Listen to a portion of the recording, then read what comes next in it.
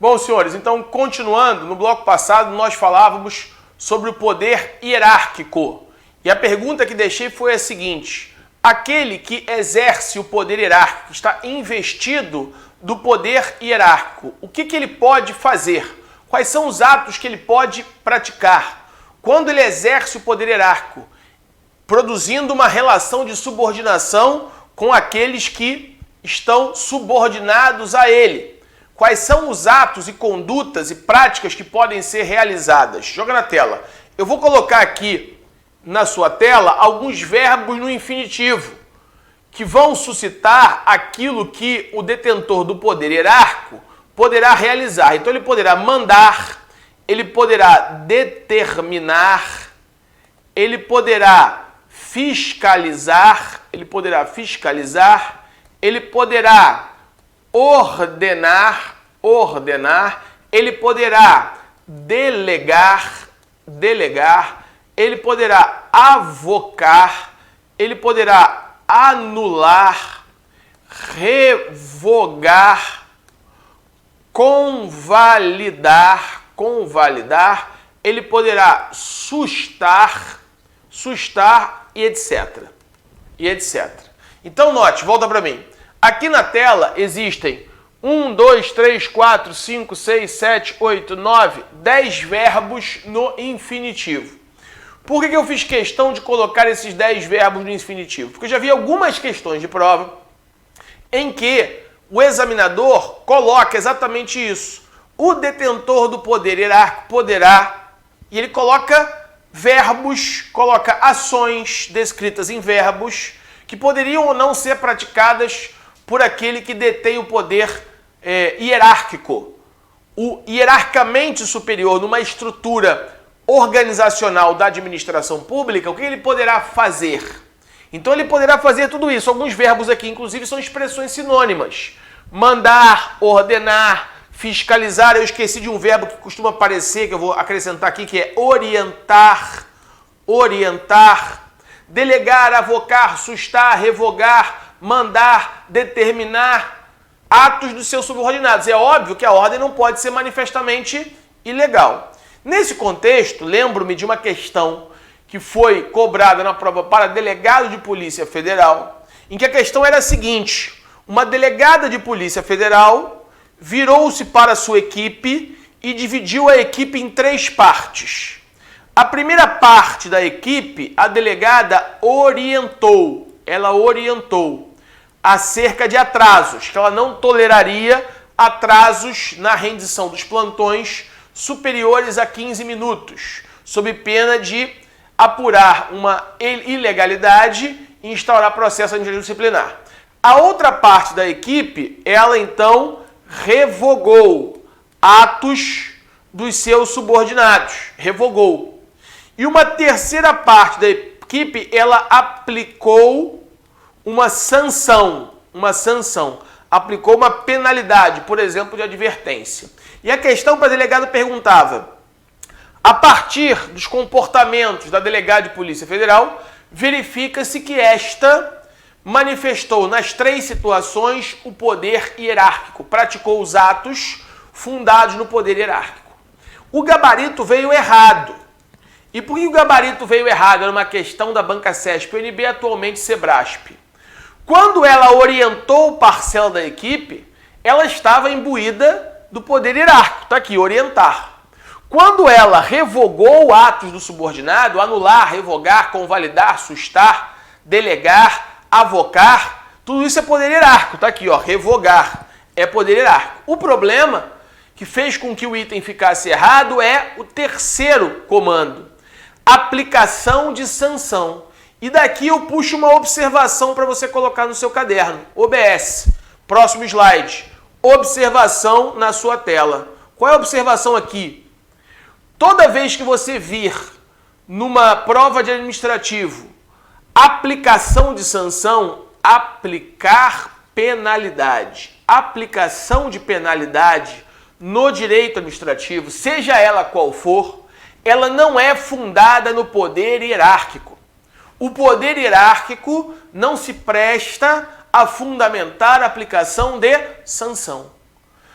Mas aí você poderia estar perguntando, mas André, então a aplicação de penalidade vai ocorrer com fundamento em que poder? Aplicação de penalidade, senhores, aplicação de sanção, aplicação de penalidade no direito administrativo, ou vai estar fundada no poder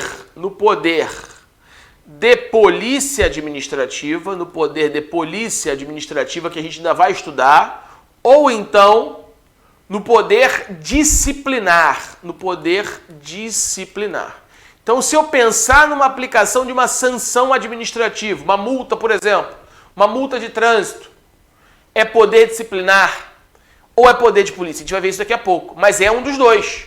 Se eu pensar numa proibição de contratar com a administração pública, que é uma sanção, se eu pensar numa advertência, numa demissão do servidor, multa de trânsito, todas essas sanções, direito administrativo sancionatório, ela é fundada ou no poder de polícia ou no poder disciplinar. Poder de polícia ainda vamos estudar um pouco mais à frente. Mas eu já posso agora fazer um cotejamento entre poder hierárquico e poder disciplinar. O poder hierárquico, ele não se presta, ou melhor, o poder hierárquico não se presta a aplicar sanções. O poder disciplinar, sim. Então são poderes que não se confundem.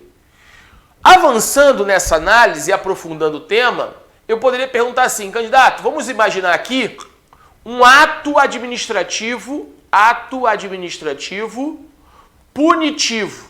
Vamos pensar num ato administrativo punitivo. Lá na classificação do Eli Lopes Meirelles, ele dizia que os atos administrativos, a gente viu isso na aula de ato, é dividido em 5 espécies. Lembra? NONEP. Quais são as 5 espécies de atos administrativos? Normativos, ordinatórios, negociais, enunciativos e punitivos. Então, se eu pensar num ato administrativo punitivo, está na sua tela, joga na tela. Ele pode ser fundado em 2 poderes. Então, o ato administrativo punitivo, ele pode encontrar fundamento, como disse há pouco, no poder disciplinar, e ele pode encontrar fundamento no poder de polícia administrativa. Então, essa é uma pergunta que ele pode fazer você em prova. Candidato, volta para mim. Um ato administrativo punitivo, ele pode ser fundado no poder hierárquico? Não, já falei, poder hierárquico não se presta a fundamentar a aplicação de sanção. A aplicação de sanções são fundadas ou no poder disciplinar ou no poder de polícia. Ok, mas a pergunta é, se eu pensar, por exemplo, numa multa de trânsito, ela é fundada no poder disciplinar ou no poder de polícia? E se eu pensar num decreto que demite o servidor público federal ou estadual, é poder disciplinar ou poder de polícia? Cuidado, porque aqui os alunos mais incautos, mais desatentos, vão dizer o seguinte, se veriam inclinados a marcar certo na seguinte opção de prova, e pode ser uma pegadinha, que eu poderia fazer tentando te induzir ao erro, que seria a seguinte, vai ser poder disciplinar quando a sanção recair sobre o servidor. Então, se a sanção recair sobre o agente público, se for uma sanção que recaia sobre o agente público, o fundamento é o poder disciplinar.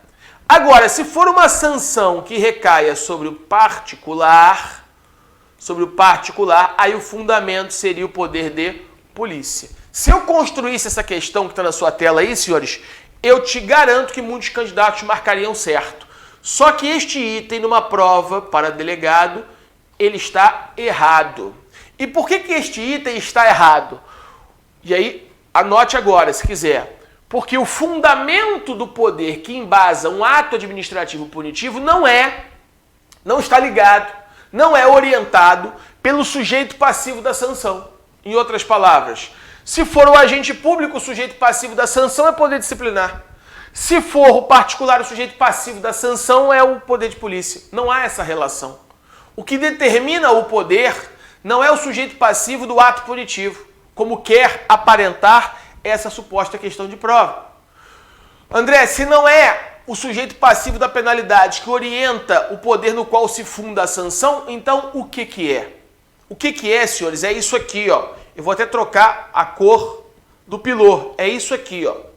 Mas o que que é isso? Isso aqui é o que eu vou chamar de vínculo jurídico. Vínculo jurídico existente. Vínculo jurídico existente entre a administração pública que vai aplicar a sanção e o sancionado. E o sujeito passivo da sanção, seja ele quem for, seja ele agente público ou particular. Então o que eu vou olhar não é o sujeito passivo propriamente dito, que vai orientar qual é o poder no qual se funda o ato administrativo punitivo, mas eu vou olhar o vínculo jurídico. Se o vínculo jurídico entre a administração pública e o apenado, seja ele quem for o apenado, for um vínculo jurídico genérico,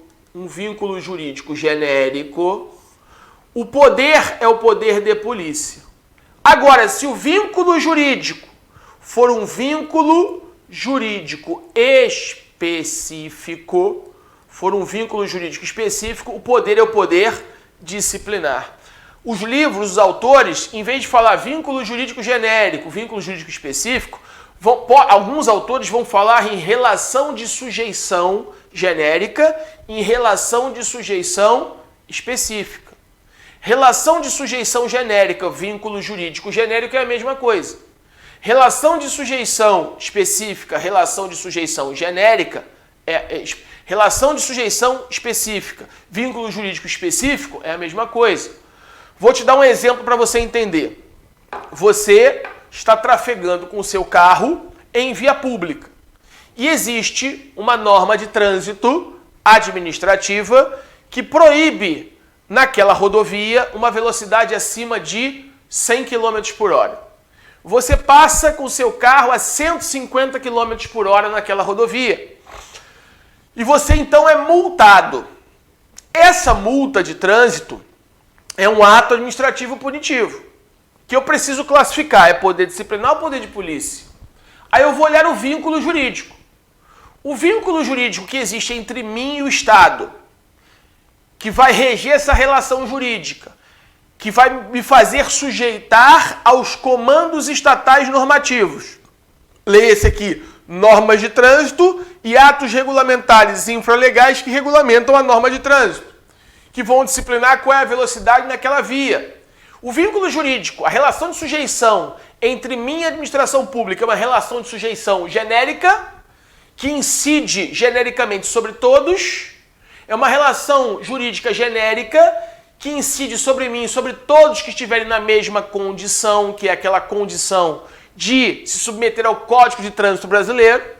É uma relação de sujeição genérica ou é uma relação de sujeição específica que eu preciso ter com a administração pública, um vínculo jurídico específico através de um contrato administrativo, por exemplo, ou uma relação legal específica como estatutária?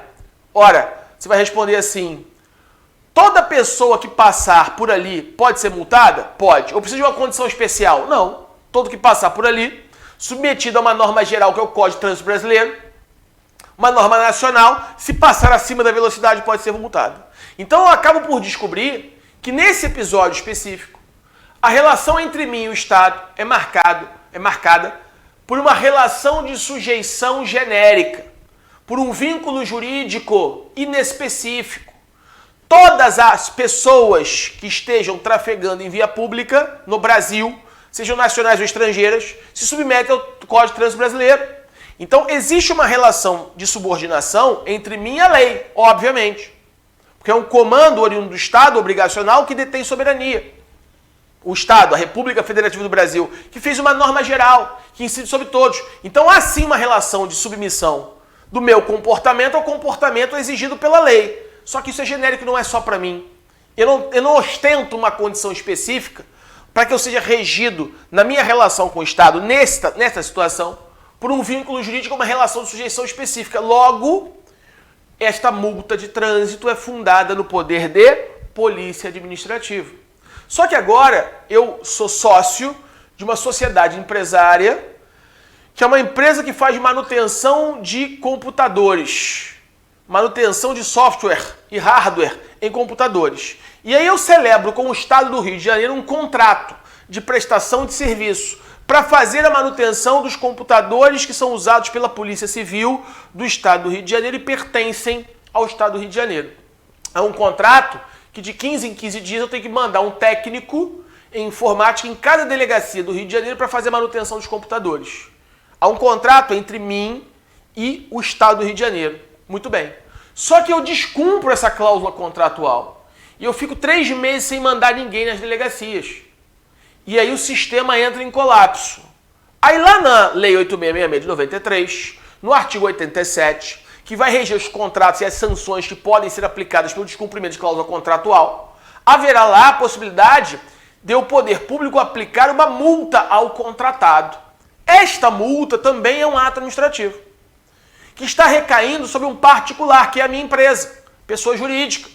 Só que esta multa é a mesma coisa da multa de trânsito? Não, porque agora, entre mim, pessoa jurídica, da qual faço parte, e o Estado do Rio de Janeiro, há uma relação de sujeição específica, que é uma relação contratual.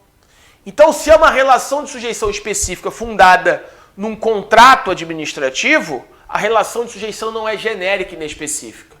De modo que, quando o Estado do Rio de Janeiro aplicar a mim uma multa, o fará não com base no poder de polícia, o fará com base no poder disciplinar. Então, o poder disciplinar, ele é utilizado, uma das suas funções é aplicar sanções administrativas. Mas aí vem a pergunta de prova. Aplicar sanções administrativas a quem quer que seja? Não. Aplicar sanções administrativas sempre que o vínculo jurídico entre a administração pública e o apenado for um vínculo jurídico de sujeição específica, o fundamento vai ser o poder disciplinar. Só que ninguém pode ser privado dos seus bens e seus direitos sem o devido processo legal. Então, para que se chegue a cabo a aplicação de uma sanção administrativa, deve-se instaurar um processo administrativo assegurado ao apenado, ao futuro apenado, o contraditório da ampla defesa. Então, todos os atos administrativos desse processo apuratório administrativo também são fundados no poder disciplinar. Quer um outro exemplo? Um servidor da Polícia Civil, um agente de Polícia Civil, um inspetor de Polícia Civil do Estado do Rio de Janeiro, um agente de Polícia Federal, por exemplo, está dirigindo um carro, uma viatura da Polícia Federal. E ele avança sinais de trânsito, ele estaciona em locais proibidos e ele recebe multas de trânsito. Essas multas de trânsito chegam para a União ou chegam para o Estado. O Estado notificado vai pagar uma multa ao município, por exemplo, que aplicou aquela multa porque foi uma multa aplicada pela Guarda Municipal em convênio com o Estado para fiscalizar o trânsito. Ok. A pergunta é, esta multa de trânsito, nesse episódio, é poder disciplinar ou poder de polícia? A pergunta tem que fazer o seguinte. Quando o policial federal, o policial civil, passou dirigindo uma viatura e avançou um sinal de trânsito numa situação que não era emergencial, ele não estava em operação, não estava conduzindo preso, ele apenas estava voltando para a base ou parou para almoçar e parou a viatura com as 4 rodas em cima da calçada. Infringiu uma regra de trânsito. Aí viu um carrinho de bebê, a mulher teve que passar pela rua porque tinha que desviar da viatura, que o cara estava almoçando e não estava no exercício de suas funções. Quer dizer, poderia procurar uma vaga para estacionar. Recebeu a multa. Muito bem. Aplicação da multa é poder de polícia ou poder disciplinar nesse caso? Não mudou nada, é poder de polícia, porque o vínculo jurídico que aquele policial federal, aquele policial civil vai interter com o Estado em sentido amplo, se submetendo ao Código de Trânsito Brasileiro numa situação não emergencial, é o mesmo vínculo que qualquer pessoa deveria a ele se submeter. Então a relação de sujeição ali é uma relação de sujeição genérica.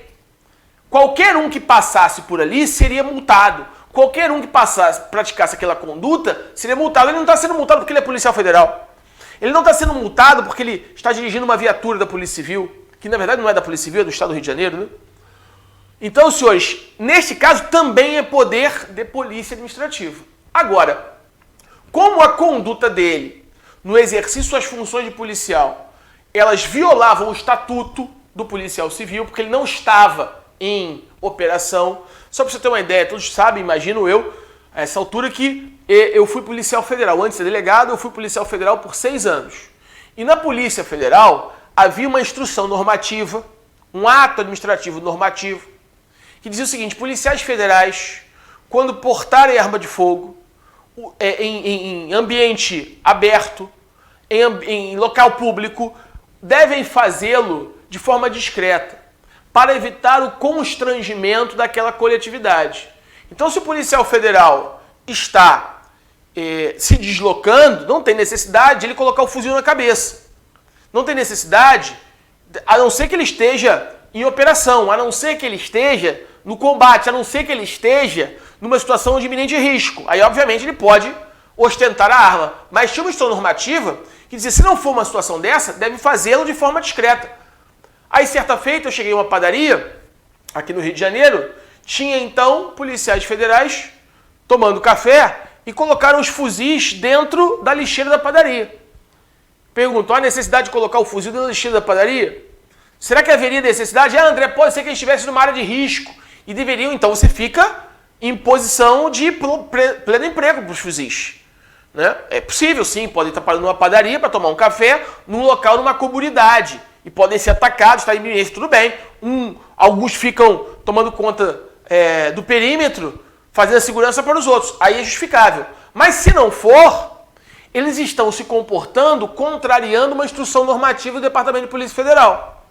Neste caso, eles podem ser punidos com base na Lei 8.666, na Lei 8.112/90, Estatuto do Policial, Estatuto do Servidor Público Civil da União. Se for um policial civil, com base no Estatuto da Polícia Civil do Estado do Rio de Janeiro. E se eles sofrerem uma sanção administrativa, uma advertência, uma suspensão, isto é um ato administrativo punitivo. Agora eu pergunto, é poder disciplinar ou poder de polícia? Neste caso é poder disciplinar. Porque eu, se for particular, eu não posso ser suspenso. Eu não posso ser demitido do serviço público. Eu não posso ser advertido com base na Lei 8.112. Porque entre mim e o Estado, para que haja esse tipo de sanção, é preciso ter um vínculo jurídico específico. Que vínculo jurídico específico é esse? O estatutário. Então, aqui a relação de sujeição é uma relação de sujeição específica. Se é uma relação de sujeição específica, o vínculo jurídico é específico. Aí é poder disciplinar. Mas eu quero mostrar a você que o que está determinando ser poder disciplinar ou ser poder de polícia não é o sujeito passivo da sanção. Porque com muita tranquilidade eu posso fazer isso aqui, ó. Eu posso fazer na sua tela com que o poder de polícia recaia sobre o agente público, e eu já dei exemplo dessa primeira situação, que é o poder de polícia recaindo sobre o agente público. Qual foi o exemplo que eu dei? Policial civil dirigindo uma viatura numa situação que não é emergencial, avançando sinal de trânsito.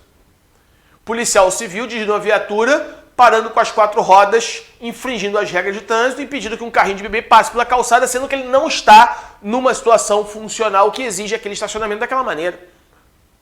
Ora, ele vai ser multado. E sendo multado, o órgão vai ser comunicado. E pode ser que o órgão vá apurar o seu comportamento no exercício da função, instaure PAD e o advirta com base no Estatuto do Servidor. Aí aquela advertência, aquela suspensão é poder disciplinar, mas a multa de trânsito é poder de polícia. Porque ele não está sendo multado no trânsito porque ele é policial civil ou federal. Qualquer um que passar naquelas condições vai ser multado. Então estou te dando um exemplo do poder de polícia de trânsito recaindo sobre o agente público. Para você ver que não é o sujeito passivo da sanção que determina qual é o poder. Da mesma forma, eu poderia pensar no poder disciplinar recaindo sobre um particular. Número 2, também dei esse exemplo. Que exemplo foi esse? Eu sou sócio de uma sociedade empresária e a sociedade empresária celebra um contrato administrativo com a administração pública e descumpre cláusulas contratuais. Vai ser aplicada uma multa, uma advertência, uma proibição de contratar com o poder público com base no 87 da Lei 8.666 de 93, que é um ato administrativo punitivo, recaindo sobre o particular, sociedade empresária. E é poder disciplinar, não é poder de polícia. E não está recaindo sobre agente público, está recaindo poder disciplinar sobre o particular. Então, na verdade, senhores, fechando essa linha de raciocínio, o que determina o poder não é o sujeito passivo da sanção, é o vínculo jurídico. Se o vínculo jurídico for inespecífico, poder de polícia.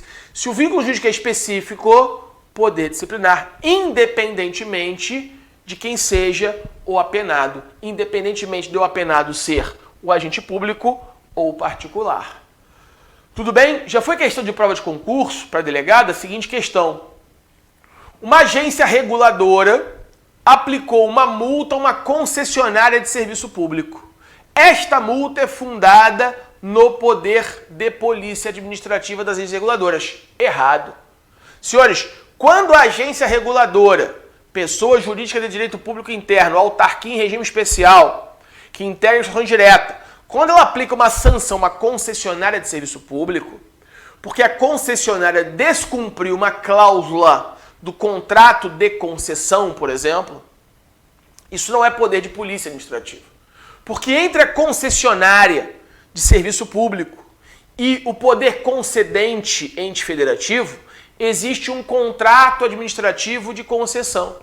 E havendo um contrato administrativo de concessão, faz com que esse vínculo jurídico seja um vínculo jurídico específico entre o poder concedente e a concessionária. Se o vínculo jurídico é específico, acabei de demonstrar que o poder não é o de polícia administrativa, e sim o poder disciplinar. Imagine que na sua prova para delegado cai a seguinte pergunta. Fernandinho Benamar foi colocado em regime disciplinar especial, em RDD, regime disciplinar diferenciado, RDD. Ele foi colocado lá isolado durante 30 dias, com base no Estatuto Penal, com base na Lei de Execução Penal. Ele foi colocado em RDD. Isso é poder, essa sanção administrativa. É poder de polícia ou poder disciplinar? A pergunta que você tem que fazer é: o vínculo jurídico é específico ou genérico? Se for genérico, é poder de polícia. Se for específico, é poder disciplinar. O Fernandinho Beramarro e todos aqueles que estão sob o comando da Lei de Execução Penal vão interter com o Estado um vínculo jurídico específico. Devem se submeter às regras específicas da LEP. Você pode ser colocado em RDD? Não. Eu posso ser colocado em RDD? Não. Eu não estou submetido àquele regime, àquele diploma normativo. Então, essas sanções são sanções decorrentes do poder disciplinar. O seu filho estuda no Colégio Pedro II, uma autarquia federal, aqui no Rio de Janeiro. E ele então faltou uma aula, ou melhor, faltou não. Ele praticou um ilícito na medida que ele colocou uma bomba no banheiro das meninas, explodiu o banheiro das meninas. Então ele vai ser punido. Ele vai receber uma suspensão naquele colégio que é uma autarquia federal. Essa suspensão é um ato administrativo punitivo. É ato administrativo punitivo com base no poder disciplinar ou poder de polícia. O meu filho não estuda no Pedro II. Ele pode receber essa suspensão do Pedro II, da autarquia federal, ato administrativo? Não. Porque ele não está submetido ao regime escolar do Pedro II. Então, se o meu filho está submetido ao regime escolar do Pedro II, que é uma autarquia federal, que aplicou a ele uma sanção de suspensão, aquilo é um ato administrativo punitivo, oriundo do poder disciplinar, porque existe um regime jurídico específico naquele caso, que é o regime escolar. Então, o que você vai olhar para finalizar esse bloco e essa análise, que muitos livros não falam de forma tão clara assim, e as questões perguntam, os candidatos erram, o que você vai olhar não é o sujeito passivo. Pouco importa quem é o sujeito passivo. O que eu vou olhar, se o sujeito passivo é o agente público ou se é o particular, o que eu vou olhar é o vínculo jurídico. Se o vínculo jurídico é específico, poder disciplinar. Se o vínculo jurídico é inespecífico ou genérico, poder de polícia administrativa. Tudo bem, senhores? Tranquilo isso? Bom, com isso então a gente fecha esse bloco, não fechamos ainda poderes. Só para lembrar, antes de avançar, que o poder disciplinar, isso está no livro da professora Maria Silvia de Pietro, o poder disciplinar, ele fundamenta não só a aplicação da sanção. O decreto que demite o servidor, por exemplo, é poder disciplinar. Mas todos os atos que antecedem, todos os atos apuratórios, para salvaguardar o devido processo legal, ninguém pode ser privado dos seus bens e seus direitos sem o devido processo legal. Está no artigo 5º da Constituição.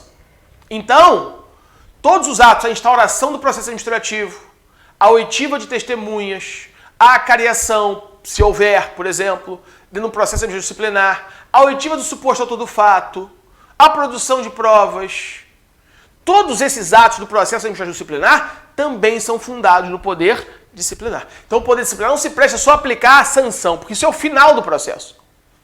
Todos os atos que antecedam a aplicação da sanção, respeitando o devido processo legal, também, neste caso, são fundados no poder disciplinar. Tudo bem? Então não confunda poder disciplinar com poder hierárquico e muito menos com poder de polícia. No próximo bloco a gente começa a examinar o último dos poderes, que é o poder de polícia administrativa, para a gente fechar o tema poderes. Aguardo vocês lá. Um abraço, fiquem com Deus.